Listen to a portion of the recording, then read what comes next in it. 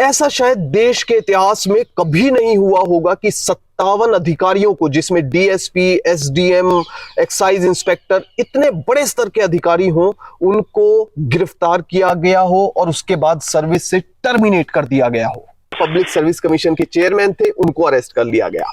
तो ये मामला काफी बड़ा था, सुर्खियों में आया और बड़े स्तर पर देखिए, जो एस्पायरेंट्स होते हैं वो स्टेट सिविल सर्विसेज की बड़े स्तर पर तैयारी करते हैं।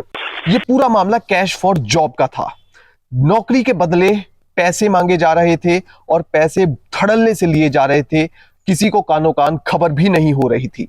इस पूरे मामले में विसल ब्लोअर बनी एक लड़की जो कि डेंटल सर्जन थी। उसने साल 2016 में एक एग्जाम दिया था जिसकी एवज में उससे 10 लाख रुपए मांगे गए। इस लड़की का नाम था अंशुमिता गोगोई। अंशुमिता गोगोई विसल ब्लोअर बनी और उसने ये पूरा मामला उजागर कर दिया, जिसने देश में और आसाम में तहलका मचा दिया। कई लोग बहुत खुश हुए कि ऐसा सच सामने आया है, सिस्टम में ट्रांसपेरेंसी आ रही है और जो भ्रष्टाचारी हैं वो जेल जा रहे हैं।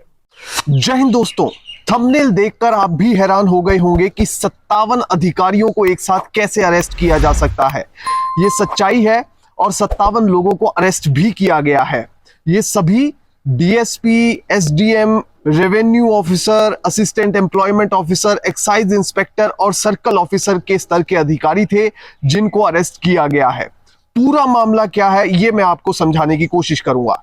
देखिए, साल 2023 में शुरुआत में मार्च के महीने में असम की सरकार ने बयान दिया कि उन्होंने कुल 57 अधिकारियों को डिसमिस कर दिया है। ये सभी अधिकारी स्टेट की, राज्य की पब्लिक सर्विस कमीशन के द्वारा जो एग्जाम कंडक्ट किया जाता है उसके तहत भर्ती हुए थे और ग्रुप ए क्लास 1 अधिकारी के तौर पर ये राज्य सरकार में कार्यरत थे। 57 अधिकारियों को, जो कि 2013, 2015 और 2016 बैच के अधिकारी थे, उनको नौकरी से निकाल दिया गया और साथ ही उनको अरेस्ट कर लिया गया और बाकी 3 अधिकारियों को अप्रूवर बना दिया गया। पूरा मामला क्या है? ये मामला है जॉब के बदले, यानी सरकारी नौकरी के बदले कैश देने का, कि जिसने पैसा दिया उसकी नौकरी लगी, जिसने नहीं दिया उसकी नहीं लगी। तो ये कुल मिलाकर ऐसा मामला था और साल 2013, 15 और 16 के अधिकारियों को पूरी जांच में अभी तक दोषी पाया गया, जिसमें कि 57 की गिरफ्तारी हुई और उन्हें घर भेज दिया गया, यानी कि सर्विस से डिसमिस कर दिया गया। बाकी 3 जो ऑफिसर थे आउट ऑफ 60, टोटल 60 लोगों के ऊपर ये जांच चल रही थी, 60 लोगों में से जो 3 लोग थे उनको अप्रूवर बनाया गया। अब ये जो अप्रूवर होता है, अप्रूवर क्या होता है? अप्रूवर होता है वायदा माफ गवाह। वायदा माफ गवाह सरकारी एजेंसी जो कि इन्वेस्टिगेशन, जांच कर रही होती है, उसकी मदद करता है, यानी सरकार की मदद करता है सीधे सीधे।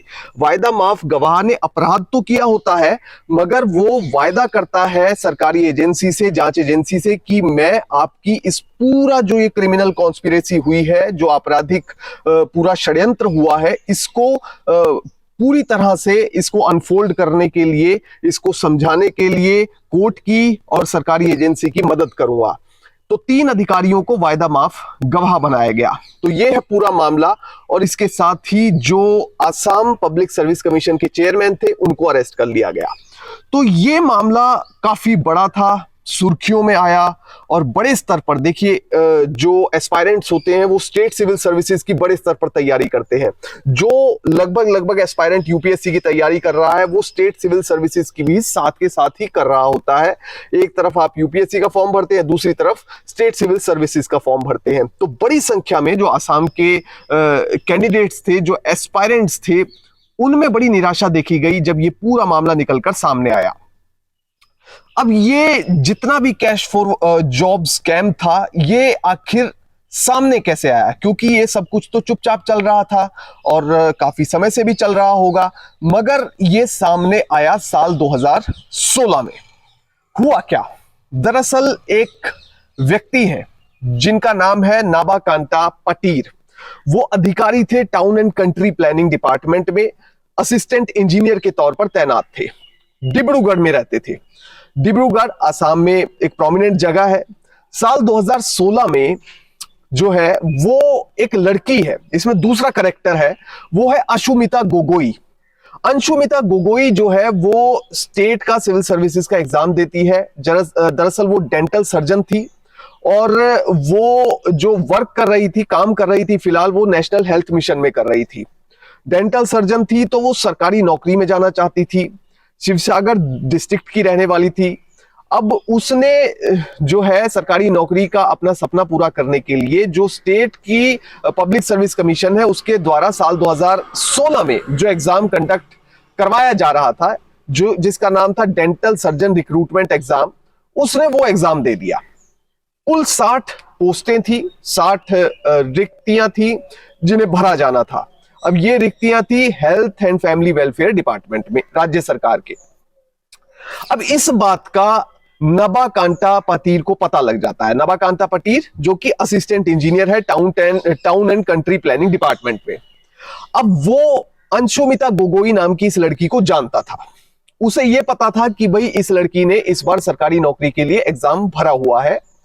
वो उससे कांटेक्ट करता है, वो उससे मिलता है। वो अंशुमिता को कहता है कि मैं तुम्हारी नौकरी लगवा सकता हूं। पहले तो वो हल्की फुल्की बातें करता है कि क्या आप नौकरी चाहती हैं सचमुच। अंशुमिता कहती है हाँ मैं सचमुच नौकरी चाहती हूं और इसके लिए मैंने मेहनत भी काफी की है। अब उसके बाद वो असल बात पर आता है। वो कहता है कि इसके लिए 15 लाख रुपए लगेंगे और आपकी नौकरी लग जाएगी। अंशुमिता हैरान थी कि 15 लाख रुपए में नौकरी लगेगी, उसे कुछ समझ नहीं आया। उसने पूरी बात फिर से उनसे पूछी कि ये क्या कह रहे हैं आप। उन्होंने कहा कि 15 लाख रुपए में आपको डेंटल सर्जन के तौर पर सरकारी विभाग में रख लिया जाएगा और health and family welfare department की आप सरकारी नौकर, जो कि पक्की नौकरी होगी, वो आप लग जाएंगे। ये एग्जाम आपका क्वालिफाई हो जाएगा, मगर उसके लिए आपको 15 लाख रुपए देने होंगे। अब अंशुमिता काफी हैरान हो गई। आप यकीन मानिए कि अंशुमिता ने 6 लाख रुपए लोन भी ले लिया। वो तैयार हो गई थी क्योंकि सरकारी नौकरी उसे भी चाहिए थी। 6 लाख रुपया लोन ले लिया, जो बाकी का पैसा था उसकी भी वो तैयारी कर रही थी। मगर इस बीच उसके दिमाग में यह आया कि क्यों ना मैं पुलिस को इन्फॉर्म करूं, क्यों ना मैं समाज की मदद करूं, सरकार की मदद करूं, और ये जितना भी घोटाला है ये नौकरी का, अगर ये सचमुच ऐसा घोटाला चल रहा है, क्योंकि इसमें दो चीजें हो सकती थी कि एक तो वो जो व्यक्ति था, जो नबाकांता पाटीर था, वो या तो अंशुमिता को बेवकूफ बना रहा था। एक बात ये हो सकती थी, बेवकूफ बनाकर उससे पैसे ले रहा था। दूसरी बात ये हो सकती थी कि ये जो है बहुत तकड़ा रैकेट चल रहा था, जो लोगों को सरकारी नौकरियां दिलवाता था पैसे के बदले। तो उसने दोनों पक्षों को सोचा समझा और पुलिस से कांटेक्ट किया। पुलिस में जाकर उसने सारी बात बताई कि इस तरह से ये व्यक्ति है जो कि असिस्टेंट इंजीनियर के तौर पर कार्यरत है और उसने मुझसे 15 लाख रुपए मांगे हैं। मैंने डेंटल सर्जन रिक्रूटमेंट एग्जाम जो 2016 का है वो दिया है और वो कह रहा है कि मैं तुम्हें पास करवा दूंगा, तुम्हारी नौकरी लग जाएगी। पुलिस के कान खड़े हो जाते हैं। शुरुआत में पुलिस सोचती है कि ये कोई छोटा मोटा मामला है, कोई बात नहीं, ये शायद इसको बेवकूफ बना रहा है लड़की को। पुलिस पहुंचती है। ये लड़की 10 लाख रुपए जो है इंस्टॉलमेंट, जो पहली इंस्टॉलमेंट तय होती है इनके बीच में, 10 लाख रुपए की इंस्टॉलमेंट देने डिब्रूगढ़ में नबाकांता पाटीर के घर पर पहुंचती है। ये किराए का घर था, उसके घर पहुंचती है और वहां पर 10 लाख रुपए उसे दे देती है। थोड़ी देर में पुलिस भी वहां पहुंच जाती है और उसे रंगे हाथों गिरफ्तार कर लेती है 10 लाख रुपए के साथ। अब ये गिरफ्तारी हो जाती है। पुलिस इसको एक ऑर्डिनरी नॉर्मल मामला मान रही थी। शुरुआत में प्रिलिमिनरी तौर पर, जैसे कहते हैं, ये बहुत बड़ा प्राइमा फेसाई मामला नहीं लग रहा था। अब उसके बाद क्या होता है, जब इस व्यक्ति से पूछताछ होती है कि ये 10 लाख रुपया आपने किस आधार पर लिया और अगर ये नौकरी आप लगवाने का वादा कर रहे हैं तो किस आधार पर कर रहे हैं, तो इस व्यक्ति ने बड़े बड़े खुलासे कर दिए। नबाकांता पाटीर ने बताया कि वो ये पैसे आगे एक व्यक्ति को देने वाला था और वो व्यक्ति फिर एक और व्यक्ति को देने वाला था और फाइनली उस व्यक्ति के जरिए जो पब्लिक सर्विस कमीशन है उसके चेयरमैन तक ये पैसे पहुंचने थे। अब पुलिस को ये बात पता लगी तो रोंगटे खड़े हो गए। बड़े स्तर तक जो है वो पुलिस अधिकारी और सीनियर प्रशासन के अधिकारी हिल गए कि इतने बड़े लेवल पर अगर ये काम चल रहा था तो किसी को कानो कान खबर क्यों नहीं हुई। अब इसके बाद पुलिस ने राकेश पाल नाम के जो शख्स हैं, जो चेयरमैन थे आसाम पब्लिक सर्विस कमीशन के, उनको 5 नवंबर 2016 को अरेस्ट कर लिया। उनकी अरेस्ट हुई।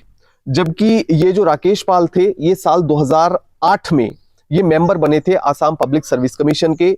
उसके बाद 2012 में, क्योंकि जिस समय ये मेंबर बने थे उस समय chairman Assam public service commission का कोई और था, वो थी गीता बासुमतारी। गीता 2012 तक चेयरमैन रही और 2012 में वो रिटायर हो गई। उसके बाद इन्हें जो है वो चेयरमैन बना दिया गया, राकेश कुमार पॉल को चेयरमैन बना दिया गया। और पुलिस का ये मानना था कि ये जो सारा मामला है ये काफी लंबे समय से चल रहा है और अकेला व्यक्ति इसमें जो है दोषी नहीं हो सकता, ये पूरी चेन चल रही है। मतलब नीचे से पैसे कलेक्ट होते हैं, फिर वो किसी और व्यक्ति को जाते हैं, फिर वो किसी और को जाते हैं और फिर वो चेयरमैन को जाते हैं। अब ये पूरी चेन क्या थी? पुलिस ने एक एक तह, एक एक परत इस मामले की खोलने की कोशिश की।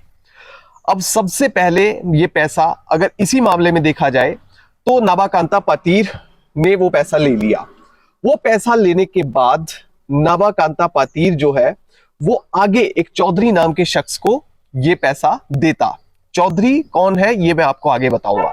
चौधरी ये पीएसओ है जो कि पब्लिक सर्विस कमीशन के एक मेंबर है, समेदुर रहमान, उनका जो है सिक्योरिटी अफसर है, उसको ये पैसा देता और उसके जरिए, चौधरी के जरिए ये पैसा समेदुर रहमान जो कि मेंबर है पब्लिक सर्विस कमीशन के, उन तक पहुंचता और समेदुर रहमान से ये पैसा पहुंचता सीधा चेयरमैन के पास जिनका नाम था राकेश कुमार पॉल। तो इस तरह की ये चेन चल रही थी और ये अकेला ही शख्स नहीं था जो पैसे कलेक्ट कर रहा था, इस तरह के और भी लोग वहां पर रखे गए थे जो कि बड़े स्तर पर पूरे स्टेट में इस तरह की कलेक्शन कर रहे थे। अब पुलिस जब नाबाकांता पातीर को पकड़ने, रंगे हाथ पकड़ने उसके घर गई थी तो वहां पर उसका मोबाइल देखकर पुलिस बहुत हैरान रह गई। उसके मोबाइल में एक तो आसाम के पब्लिक सर्विस कमीशन के चेयरमैन राकेश कुमार पॉल का नंबर था, उसके साथ ही समेदुर रहमान जो कि मेंबर थे पब्लिक सर्विस कमीशन के, उनका नंबर था और उनसे डायरेक्टली इसकी बातें होती थी। इसके साथ ही दूसरा पक्ष पुलिस ने मोबाइल में वो भी बड़ा हैरान करने वाला देखा, उसमें कई लोगों के मैसेजेस आए हुए थे। उन मैसेजेस में जो एसएमएस है उनमें कैंडिडेट्स ने अपने रोल नंबर लिखे हुए थे, उसके साथ ही अपने नाम और अपने ऑप्शनल जो सब्जेक्ट हैं जो उन्होंने कॉम्पिटिटिव एग्जाम में ऑप्ट किए थे वो सब्जेक्ट भी साथ में मेंशन किए हुए थे। अब ये पुलिस समझ गई थी कि ये पूरा रैकेट सुव्यवस्थित तरीके से चल रहा है। इस व्यक्ति को पाटीर को जो है ये मैसेजेस किए गए हैं और वो सारे वो कैंडिडेट्स हैं, वो एस्पायरेंट्स हैं जिन्होंने पैसे दिए हैं और वो अपनी पहचान बता रहे हैं कि मेरे ये ऑप्शनल सब्जेक्ट है, ये नाम है, ये रोल नंबर है और मेरी शीट जो है वो बदल दी जाए या उसको इंप्रूव किया जाए या मुझे सिलेक्ट किया जाए, कुछ भी हो सकता है। तो ये एक मकसद के लिए सब कुछ किया गया है। पुलिस बहुत हैरान और जांच में जो कुछ सामने निकल कर आ रहा था, जिस तरह से परतें खुल रही थी वो काफी हैरान करने वाली थी। मगर वहां पर जो असिस्टेंट सुपरिटेंडेंट ऑफ पुलिस थे, सिर्फ उन्हीं के लेवल पर ही ये कड़ी कार्रवाई की गई। उन्होंने ये अरेस्ट तो किया ही, इसके साथ ही जो डिब्रूगढ़ में, जैसे नाबाकांता पाटीर है उसका किराए का घर था डिब्रूगढ़ में, मगर वो रहने वाला था मजौली का। मजौली में उसका परमानेंट रेजिडेंट था वहां का और वहां पर उसका अपना घर भी था। तो मजौली में पुलिस पहुंचती है तो वहां पर भी काफी जो है पुलिस को सबूत मिलते हैं। अब यहाँ पर सबूत क्या मिलते हैं? पुलिस को जो सबूत मिलते हैं वो इनके घर पर कुछ आंसर शीट्स मिलती हैं और इसके साथ ही मोबाइल फोन, लैपटॉप, कुछ आंसर शीट्स लिखी हुई थी जो कैंडिडेट्स ने पेपर दिए थे, कुछ आंसर शीट्स खाली थी, कुछ ओएमआर शीट्स थी जो खाली थी। तो इस तरह से इन चीजों से यह साबित हो रहा था कि कहीं ना कहीं बहुत बड़ा घपला है। फिर पुलिस ने जब राकेश कुमार पॉल जो कि चेयरमैन थे पब्लिक सर्विस कमीशन के, जब उनके घर रेड किया तो उनके घर में भी जो है ये सारा कुछ मिला।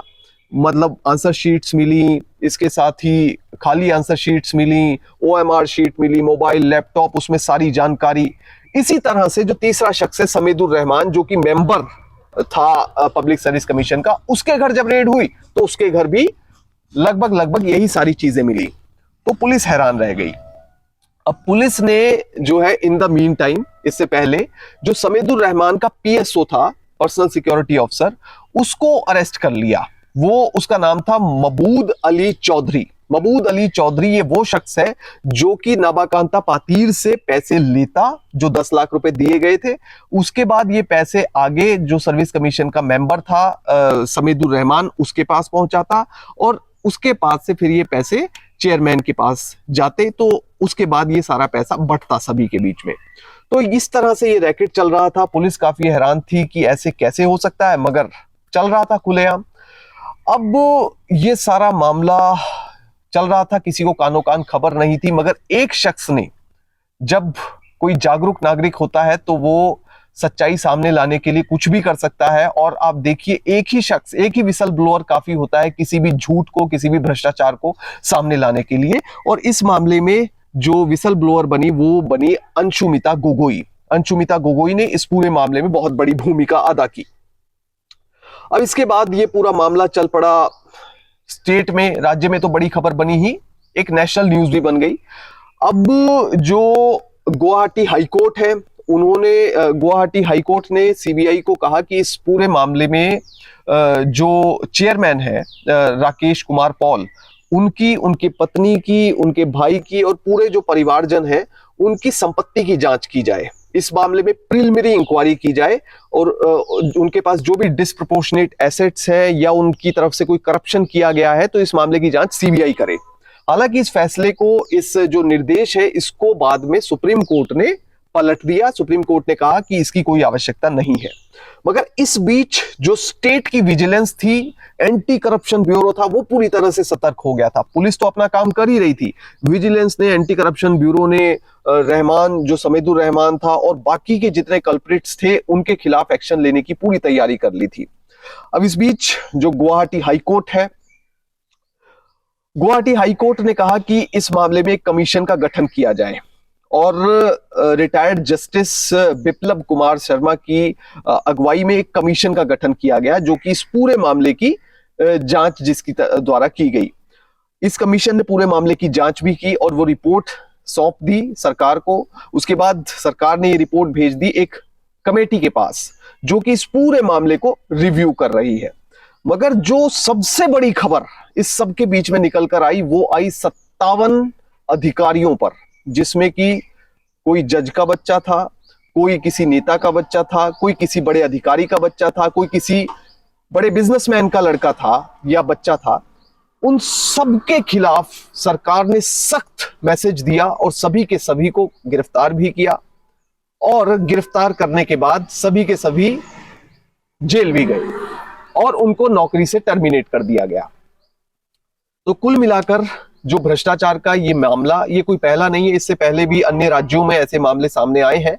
मगर जो ट्रांसपेरेंसी है उसको बहाल करने के लिए ऐसे लोगों पर, भ्रष्टाचारियों पर नकेल कसनी जरूरी है और नकेल कसने के लिए आम समाज से ही लोगों को आगे आना पड़ेगा।